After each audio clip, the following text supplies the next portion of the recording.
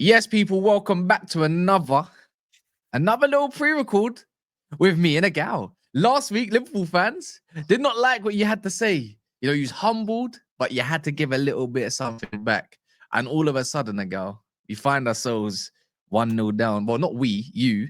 1-0 down to PSG at the home leg. And I've got a few questions to ask you. Because you know what? Earlier, your phone was going off. Not your fault or anything. You had to do what you could do. Now, let's get down to business. I need to ask you, first and foremost, how are you feeling? Bro, mixed feelings. Number one, a little bit shell-shocked for the first 20 minutes. That was easily the best somebody played at the Emirates for the first 20 minutes, the way that they got at us. But Different. but at the same time, we could have scammed the win, I don't think people realize we could have got the win in this game too if we were just a little bit more clinical. We had two clear-cut chances to go and get back into the game and win the game with Martinelli and Trossard. Neither of them took their opportunity. Donnarumma, amazing performance from him. As for the end of the game, I'm lucky that Gonzalo Ramos missed his chance. Desi Doué missed his Barcola, chance. he missed his chance. Barcola, bro, there was a couple opportunities they had. It could have been 2, it could have been 3. So really and truly, 1 goal lead to PSG is deserved. I'm not going to sit here and be salty. They deserved the win, and we didn't do enough to get through. Now, I do think there's some players that are going to have to hold smoke, and there's some players that deserve there's some players that deserve a lot of praise. Like Raya, I think he did really well. Solid performance from him. Timber, people keep saying Timber got cooked. Man never got cooked. Kvaratskhelia got 1 dribble. Sorry, he didn't get 1. He got 0 dribbles past Timber in the whole 90 minutes. He got an assist, and in the first couple of minutes, Timber and him were going back and forth, and there was a potential penalty challenge, which was not a penalty, as the man went down like he got shot. So I don't think it's that serious. I think people are overdoing the whole Timber got cooked stuff. And the person who got cooked was Martin Odegaard. What was he doing? I'm sorry. Today, I am an Arsenal fan, and I'm always going to tell you guys as it is. Whenever Martin Odegaard steps on the pitch lately, he's been a passenger, and it's very worrying. Would you somebody who's drop backed him? Would you drop him? As somebody who's backed him, we have no choice, bro. We can't drop him. For what? For who? Zinchenko in midfield? What are we doing? Like, we have no choices. It's down. This is what we have to our. Yeah, but this is what you pay your manager for, though. This is. I'm not being funny. Yeah, I think. All right, let me liken this situation a little bit. Enrique, yeah, he did not need to play Doué in the last couple legs. You know, Barcola has been very, very good. Doué's been quite inconsistent, but he's so techie. I look at Doué the way I look at Wanyeri. I look the same way. Sometimes you just need to be brave. Now, I think PSG, with their whole construction of their squad, has been very brave, right? And they've trusted the manager, the way things go. Louis Campo's been linked away. The same way I look at Wanyeri, they might say, yeah, but this game's for the occasion. Yeah, that's great. But in this occasion, yeah, it's where you need the fearless in the sides a little bit. Sometimes the ones that you rely upon are not stepping up to the mark yet again. This is a 6th semi-final where you have not scored a goal, by the way, in a row. I've heard this a lot. I've heard this a lot. I've heard, why didn't he play Ethan in the middle? I've heard, why didn't he play him at least? How about this? At least bring him on a lot earlier. I agree with that. Now, Martin Odegaard, for the 89 minutes, created 1 chance. Ethan was on for 5 minutes, created 1 chance. It just goes to show you what impact the kid is wicked. The kid is wicked, man. Right? But this is my thing. Mikel Arteta did not have the same benefit as Luis Enrique. Luis Enrique, no excuses. He had a fully fit squad. Yeah, he had options. Yeah, Arsenal, Thomas Partey was out, and we felt his presence missing. 1,000,000%. Defensively, he allows us to have Declan Rice higher up the pitch, being able to dribble and to create more mismatches in the final third with his dribbling from deep. Also, line-breaking passes, the ability to get the ball to Odegaard a lot easier. We struggled to get the ball to Odegaard at times. They did a good job of finding him in that half space where it's easier to shift it out wide or shift it back. And when Odegaard got onto the ball, they did a really good job in stopping him. And the reason why I think we missed Partey the most out of everything, did you see the goal Where was Yeah, Odegaard? that's exactly where I'd expect Partey to clean up, and that's where Declan Rice, him not being a play, maybe not much in the six, has kind of seen made others realize that's the difference sometimes, you know. I don't blame Rice for the goal that was conceded. I blame Odegaard and Marino being near the halfway line rather than being in the box. Do you know why I have to counter attack you and counter attack you on that part, yeah? Like that. After, you know what I'm saying? It's because I already saw Saka coming back to help Timber. Do you get it? And it's like Declan Rice should a little be as the He should have prominent stayed figure on in the middle. Dembele. He should have stayed on Dembele a little bit more and said, look, you're already gonna get doubled up on.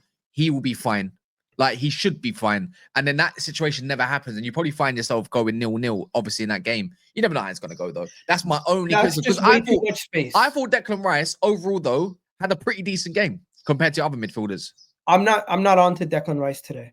I'm on to Moreno and I'm on to Odegaard. Odegaard specifically. In that situation, you need to help out defensively when we're on the transition. He did not seem to be getting back into the position quick enough.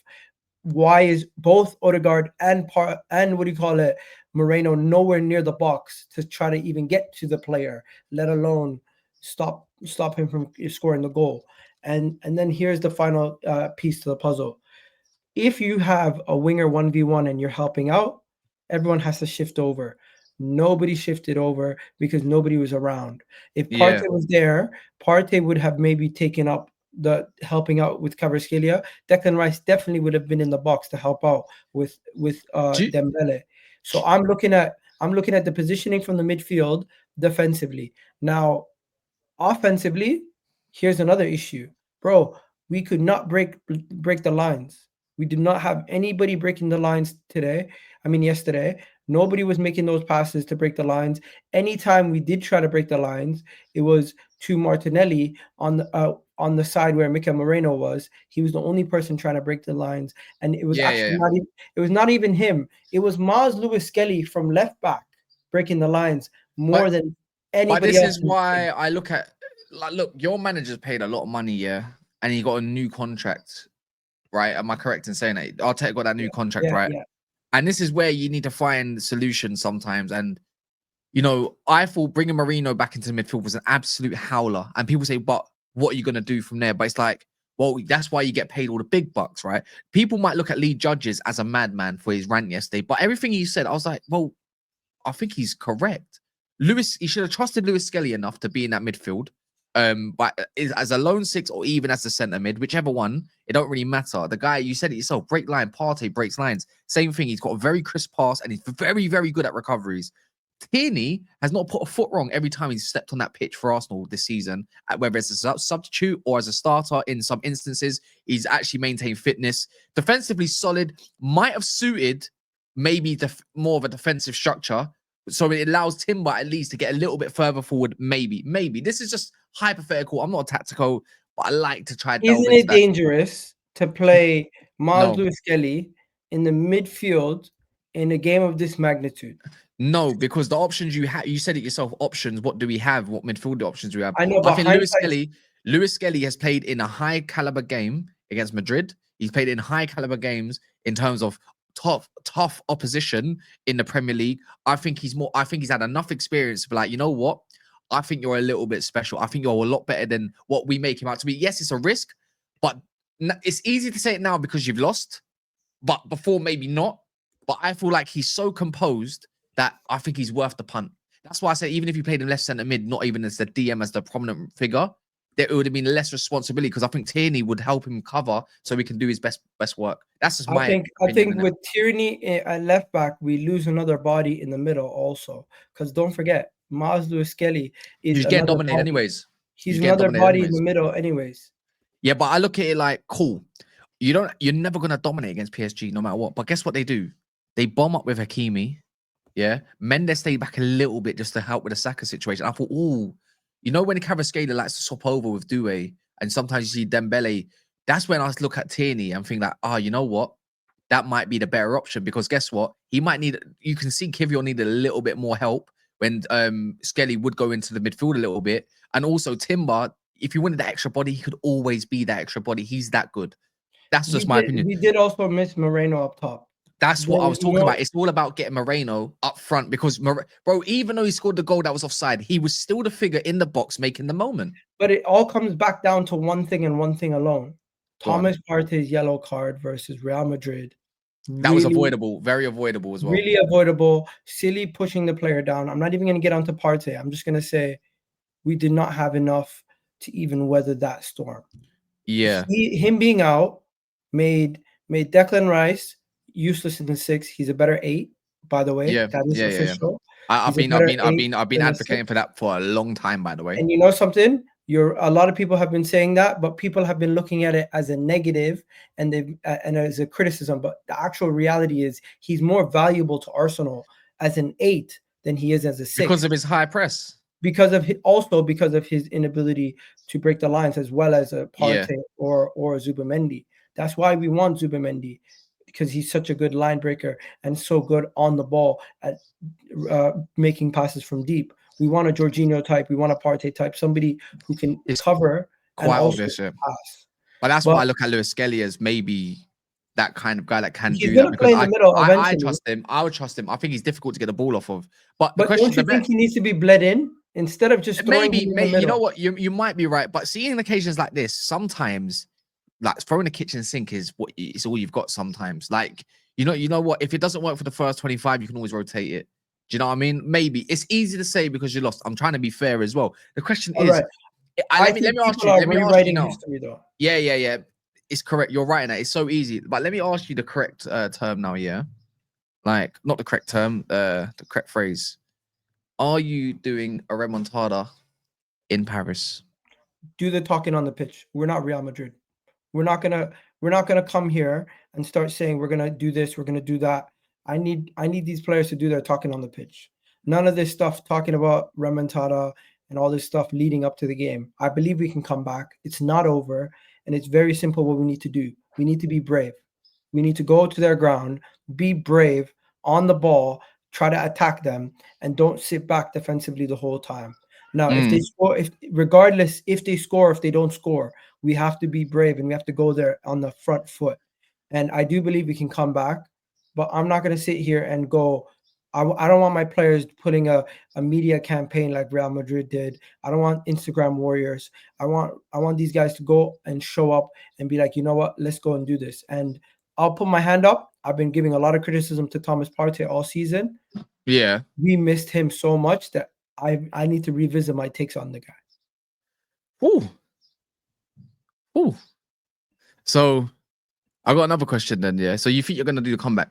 Partey's the key to this, yeah. He's the key. Partey's the key. Moreno up top gives us another outlet. I hear it, and I don't. You should be positive. I don't deny that. And PSG gives you chances. Don't forget. They do, but they also create. I expect them to create chances. I feel like if they go 1-0 up, you're finished. Like you're just finished. There's no comeback. It's over already. For me, at Park the Princes, the difference is their fans are not like your fans. They're all singing.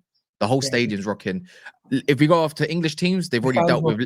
They were lucky to Aston Villa were lucky to not escape. I blame Arsenal for the atmosphere. Yeah. Arsenal fans got a hold. No. The Arsenal as a club, they rejected the tifo that we had for that shit tifo. The ballot system. The thing is, you're not the only club going through this. It's terrible, bro. You're not the only club going through this. There's a lot of changes going through a lot of Premier League clubs. Yeah, Daps has spoken a lot hefty about Man City. I could tell you a lot about Man United as well. Clubs are trying to get rid of season tickets. Yeah, it's not the only. So Man City are not the only club trying to get rid of that. That's crazy. Every club is trying to get season tickets gone, and they're trying to have like a revolving door of fans coming in. Yeah, that's pathetic. That's another conversation for another day. I reckon. Yeah, but at the end of the day, what would your outlook be on Arteta if he doesn't succeed this PSG title? Because he gave you a lot of confidence, and to be fair. Even I got sold on Real Madrid. That whole thing. I thought, look at the way they're playing. I don't know, Even I thought he was gonna win yesterday. Do you get it? It makes me sick to my stomach. You done a combined 11. You might want to revisit that. People waited all year for any moment Arsenal falter to come out of the woodworks and say, let's get him sacked. Arteta loses the first leg of any tie. The conversation immediately is, well, if he get knocked out, get him sacked. Why does everything have to be hyperbolic? Either Arteta needs a statue for winning Arsenal the Champions League or get him sacked. It's crazy. I think it's time. There I has think to be I in the mean middle though. I think it's time. The time, the amount he's been at the club. I think even the nearly there merchant. I've had one of those. Ole Gunnar Solskjaer. All right. But you get that's the whole perception around it. He's like he's had enough money. He's had enough players. I He's had don't enough think of Arteta's this. to blame solely for yesterday. Nah. We had two clear-cut chances in Trossard and Martinelli who could have buried it and got us a draw or scammed us a win. Arteta was kind of hamstrung with the options he had on his bench. I don't think Mikel Arteta is the reason solely why we lost. Now, don't get me wrong. It's on both the player and the manager yesterday. I'm not saying it's on one more than the other. But the reason why I would not get rid of Arteta is because I think Arteta has built up a solid defense, a solid midfield base for the team. The only thing that has been missing and has shown throughout the whole season has been our attack. I think we give Arteta the attacking options that he needs this upcoming summer. Not only do we win, I think we go up to a level where we could potentially dominate. And what makes me say this is we're in a Champions League semi-final with Mikel Moreno up top, Martinelli and Trossard as on our attacking options. Now, imagine we go get Victor Gyökeres. Imagine we go and get a left winger like, I'm not saying we're going to get Rodrigo, Marcus but Rashford. Imagine if we get Rodrigo and Victor Gyökeres in the summer. That right there is game-changing. Yeah, on paper, it sounds amazing. I wouldn't like to be against that. But yeah, look, you think you're coming back, you think you're going through, but that give you, but even if you go through, let's say by penalties or a 2-1, would you start looking at Barcelona maybe a little bit more differently if they are to go through?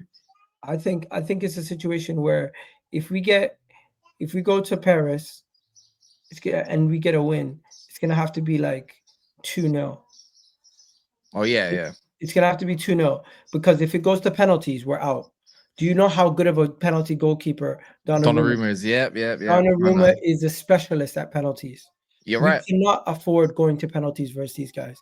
We have to go there and we have to be brave. We have to go get a 2-goal lead minimum, and then we can maybe defend. But even then, when you have a 2-goal lead, it's still not enough. You need more. That's why I say bravery is key, and I think we can do it, bro. Genuinely, from the bottom of my heart, no banter, no delusion. I think this team has the capability to go turn over this tie. And anybody who's counting us out, you haven't learned anything from the previous ties. Well, I believe you're out. I'm going off the base of what happened with Liverpool. I don't think you go on Alisson to save your skin like that. So, and then obviously Raya did well. Don't forget. I thought Raya did quite well, but he's not Alisson. See what Alisson pulled off at Part de France, or whatever it's called. Part of the Princes, I think it's called. Yeah, that was different gravy. But you never know in it. PSG are not the most clinical side. But anyways, big up EGAL. Everyone can go subscribe. If Dembele's out, I don't want him to be injured. But if he is, massive boost to Arsenal. Ooh, same thing for Timber. Remember, he'll be fine. But Dembele said he was fine himself. But anyways, big up EGAL, man.